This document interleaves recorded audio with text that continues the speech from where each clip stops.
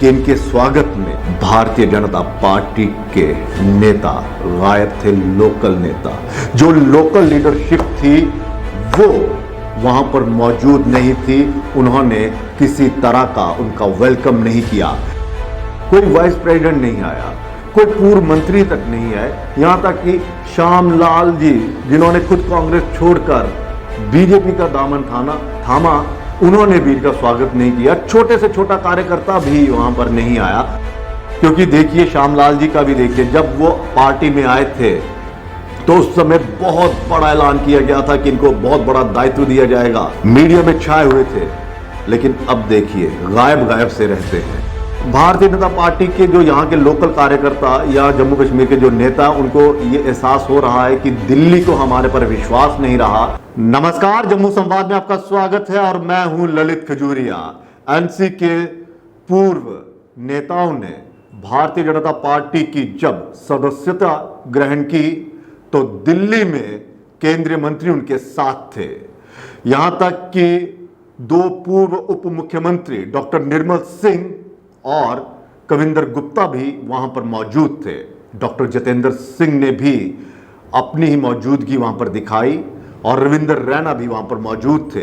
तो साफ संदेश था कि इन दो नेताओं के भारतीय जनता पार्टी में शामिल होने से, यानी कि देवेंद्र सिंह राणा और पूर्व मंत्री सुरजीत सिंह सलाथिया का इस भारतीय जनता पार्टी की टीम में शामिल होना यह दर्शा रहा है कि जम्मू में भारतीय जनता पार्टी को मजबूत किया जाएगा। यानी कि जम्मू कश्मीर में इन दो नेताओं के इस पार्टी में आने से यह भारतीय जनता पार्टी बहुत मजबूत होगी।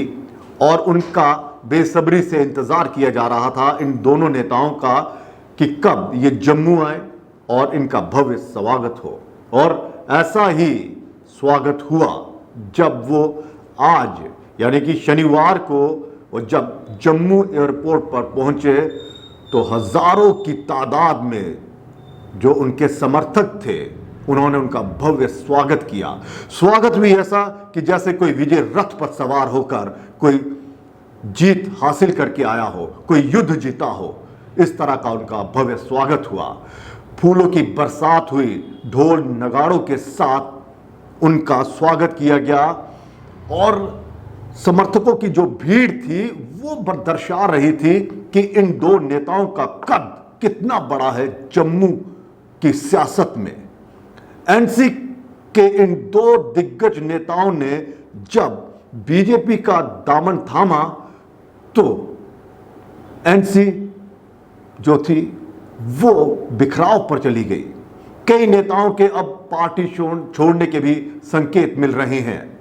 उमर अब्दुल्ला साहब जो पूर्व मुख्यमंत्री जम्मू कश्मीर के रह चुके हैं और कभी एनडीए सरकार में वो मंत्री थे, वो भी राणा के पार्टी छोड़ने से काफी टूट गए।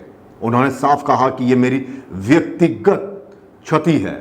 एक ऐसी इन्वेस्टमेंट जो पिछले 22 सालों से मैंने की थी वो बिखर गई। और ऐसा साफ झलक रहा था कि उन्हें दर्द हुआ। लेकिन दूसरी तरफ भारतीय जनता पार्टी का खेमा गदगद था, खासकर दिल्ली का खेमा। अगर हम बात करें तो दिल्ली के केंद्रीय मंत्री जितने भी थे उनकी मौजूदगी में जब ये दो नेताओं ने इस भारतीय जनता पार्टी में शामिल होने का ऐलान किया और उनकी सदस्यता ग्रहण की तो साफ था एक संदेश कि अब भारतीय जनता पार्टी उस 50 पार के टारगेट पर चल रही है जो उन्होंने नया नारा दिया है कि अब की बार 50 पार। और वो उन नेताओं को शामिल करेगी जिनकी आइडियोलॉजी जो है वो भारतीय जनता पार्टी की आइडियोलॉजी से मिलती हो। हालांकि हमें नहीं पता इनकी आइडियोलॉजी जो इन दोनों की मैच करेगी या नहीं करेगी, लेकिन संकेत यही दिए जा रहे हैं कि जो जम्मू के हित में बात करेगा उसे हम शामिल करेंगे। और देवेंद्र राणा का भी इस तरह का बयान आया कि उन्होंने जम्मू की आवाम की खातिर ये बहुत बड़ा फैसला लिया है। जम्मू डिक्लेरेशन के लिए जो उन्होंने एक नारा दिया था उसको ध्यान में रखते हुए वो पार्टी में शामिल हुए हैं। भारतीय जनता पार्टी के सुरजीत सिंह सलाथिया का भी ये कहना था, जो पूर्व मंत्री थे जब एनसी की सरकार जब बनी, खासकर 96 से लेकर यहाँ तक 2008 में। तो वो वहाँ पर साफ झलक रहा था कि ये दो नेताओं का इस पार्टी में शामिल होना ये दर्शा रहा है कि इन दोनों की जो एक अहमियत है या इन दोनों नेताओं का कद है वो कितना बड़ा है कि भारतीय जनता पार्टी जो इन नेताओं पर लगातार कटाक्ष करती थी, इस पार्टी पर, एनसी के पार्टी के नेताओं पर भ्रष्टाचार, गद्दार और पाकिस्तान सोचप्रस्त के अटैक करती थी, टारगेट करती थी, लेकिन इन दो नेताओं के जब ये शामिल हुए तो इन्हें देशभक्त बता दिया। ये अहमियत है इन दो नेताओं की और संभावित था कि जब वो जम्मू में आएंगे तो इनका स्वागत होगा और वैसा ही स्वागत हो जैसा मैं आपको बता रहा हूं। आप तस्वीरों में देख सकते हैं कि किस तरह से उनके समर्थक जम्मू एयरपोर्ट के बाहर उनका बेसब्री से इंतजार कर रहे थे और जब वो गेट से बाहर आए तो किस तरह से उनका स्वागत किया गया, ढोल नगाड़ों के साथ उनका स्वागत किया गया, फूलों की बरसात हुई। फिर वो ओपन एक गाड़ी में बैठकर जब उन्होंने अपने समर्थकों के सामने हाथ यूं फैलाया या यूं कहे एक संकेत दिया तो उनके समर्थक जो थे उनके उसमें हित में किस तरह से नारे लगा रहे। तो ये उनका कद बता रहा था, ये भीड़ बता रही थी कि एनसी को बहुत बड़ा झटका लगा है और भारतीय जनता पार्टी मजबूत हुई है। ये भीड़ बता रही थी कि इनके आने से भारतीय जनता पार्टी मजबूत होगी या मजबूत हो गई है ये तो। लेकिन इसी बीच एक चीज जो देखने को मिली वो ये कि इनके स्वागत में भारतीय जनता पार्टी के नेता गायब थे, लोकल नेता। जो लोकल लीडरशिप थी वो वहां पर मौजूद नहीं थी, उन्होंने किसी तरह का उनका वेलकम नहीं किया। क्या यह सवाल इस तरह का है, क्या ये सवाल अब उठने लगे हैं कि इन दोनों नेताओं ने दिल्ली में जो डायरेक्ट अपनी एंट्री दी, दिल्ली के रास्ते से भारतीय जनता पार्टी में ये आए, क्या यहाँ के नेताओं को वो स्वीकार नहीं था? भले ही वहाँ पर रविंद्र रैना हो, कविंदर गुप्ता जी हों, डॉक्टर निर्मल सिंह जी वहाँ पर हों, ये तमाम नेता वहाँ पर थे जो लोकल थे। लेकिन एक संकेत ये भी गया कि अगर आपने जम्मू कश्मीर में भारतीय जनता पार्टी को मजबूत करने के लिए आप यहाँ पर आए हो, उनकी विचारधारा से आप जुड़े हो, तो क्यों इन नेताओं ने जम्मू में बीजेपी को ज्वाइन नहीं किया? क्या इस बात का भारतीय जनता पार्टी के कार्यकर्ता या फिर भारतीय जनता पार्टी के नेताओं को नाराजगी थी? क्योंकि ये दो जो नेता हैं ये कद्दावर नेता थे एनसी के, और बीजेपी में जब शामिल हुए तो जाहिर सी बात है बीजेपी को एक मोरल सपोर्ट तो मिलेगी कि कल को इलेक्शन होंगे तो हम इनके सहारे जो है वो अपनी जो संख्या है, जो सीटों की संख्या वो बढ़ा सकती है, हम 50 के पार जा सकते हैं। तो क्या जो लोकल यहाँ के कार्यकर्ता हैं या दूसरे जो लोकल यहाँ के नेता हैं वो इनके आने से खुश नहीं है? क्या उनके यहाँ पर नहीं आने से, यानी कि भारतीय जनता पार्टी, चाहे रविंद्र रैना हो, चाहे कविंदर गुप्ता हो, निर्मल सिंह हो, ये अगर दिल्ली में हो सकते थे तो यहाँ पर इनका भव्य स्वागत भी हो सकता था। तो क्या इन नेताओं ने मजबूरी में दिल्ली में इनको स्वीकार किया और यहां आकर उन्होंने बता दिया कि भले ही आप दिल्ली के रास्ते से होकर हमारी पार्टी में शामिल हुए हैं, लेकिन हम आपका यहां पर स्वागत नहीं कर सकते, क्योंकि अगर हमने आपका स्वागत किया तो हमारे वो कार्यकर्ता भी नाराज हो जाएंगे जो किसी जमाने में आपके खिलाफ नारेबाजी करते थे। क्या ये संकेत साफ है?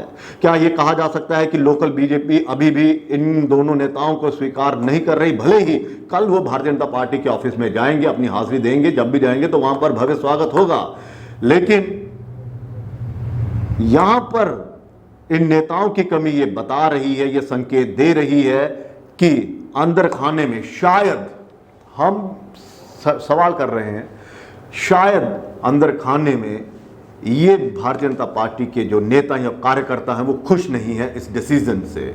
उनको लग रहा है कि इनके आने से नेताओं में नाराजगी है।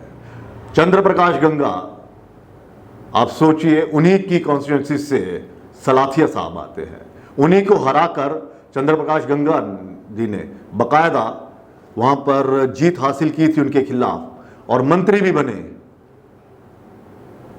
वो भी स्वागत करने के लिए नहीं पहुंचे। तो क्या कहा जाए कि चंद्र प्रकाश गंगा जी भी ये मानकर चल रहे हैं कि उनको पार्टी में शामिल कर कर उन्होंने उनके खिलाफ, अपनी पार्टी में उनके खिलाफ एक प्रतिद्वंदी खड़ा कर दिया है। कल तक जो उनके समर्थक जो थे वो सलाथिया साहब के खिलाफ नारेबाजी करते थे, गंगा जी के उसमें समर्थन में वोट मांगते थे। अब जब इनको टिकट अगर कटती है और सलाथिया साहब को मिलती है तो क्या इनके कार्यकर्ता उनके कार्यकर्ताओं के साथ मिलकर उनके फेवर में ये सब करेंगे, वोट मांगेंगे? शायद यही एक सोच चल रही है कि हम उन नेताओं का स्वागत किस तरह से कर सकते हैं जो हमारा ही भविष्य जो है अंधकार में डाल रहे हैं।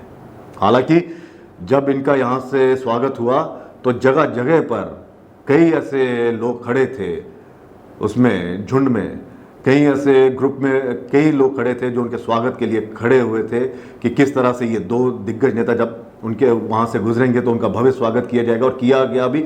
लेकिन लोकल नेताओं की, लोकल भारतीय जनता पार्टी के नेताओं का यहाँ पर गैर हाजिर रहना ये बता रहा है कि शायद इन नेताओं को, इन दोनों नेताओं की जो मौजूदगी है, जहाँ जो सदस्यता, जहाँ जो पार्टी में शामिल किया गया, शायद वो इससे खुश नहीं है।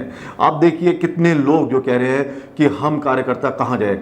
मैंने पिछले उसमें भी चर्चा में कहा था कि सबसे बड़ा धर्म संकट अगर किसी पे आता है तो वो कार्यकर्ता पर आता है, क्योंकि जिस नेता के खिलाफ उसने नारेबाजी की होती है, जिस नेता के खिलाफ उन्होंने जमकर प्रचार किया होता है, और जब वही नेता उन्हीं पार्टी के इसमें खेमे में आ जाता है तो वो धर्म संकट में पड़ जाता है कि बताइए, जिसके खिलाफ मैं चलता था, जिसके खिलाफ हमारी सोच चलती थी, जिसको हमने पानी पी पी कर कोसा था, आज उसी के फेवर में हमें कार्य करना पड़ेगा, उसी के नेतृत्व में कार्य करना पड़ेगा, उसी के संरक्षण में हमें कार्य करना पड़ेगा। तो ये धर्म संकट उन कार्यकर्ताओं के लिए आ जाता है। सवाल फिर वही है कि आखिर क्यों नहीं आए? क्या निर्मल सिंह जी को भी पसंद नहीं आया उनका दिल्ली में इस तरह से स्वागत होना और दिल्ली में इस सदस्यता को ग्रहण करना भारतीय जनता पार्टी को? क्या कविंदर गुप्ता जी भी खुश नहीं हैं? क्या रविंदर रैना को लगने लगा है कि अब जो फैसले लिए जाएंगे वो शायद देवेंद्र राणा साहब के जरिए लिए जाएंगे? क्योंकि जो हमने आपको बताया था कि निशिकांत खजूरिया साहब का एक जो ट्वीट था वो ये बता रहा था कि सब कुछ पहले से तय है और भारतीय जनता पार्टी की तरफ से देवेंद्र सिंह राणा जो है वो मुख्यमंत्री का चेहरा होंगे और ये दिल्ली को ही रिपोर्ट करेंगे। क्या उनको अब ये लगने लगा है कि हमारी पार्टी में हमारी अहमियत कम हो रही है? क्योंकि कैमरे के सामने ये नेता तो बहुत तारीफ कर रहे हैं सुरजीत सिंह सलाथिया साहब की, जो पूर्व मंत्री रह चुके हैं, देवेंद्र सिंह राणा की, जो 3-3.25 साल तक विधायक रह चुके हैं, उनकी तो तारीफें कर रहे हैं कैमरे के सामने।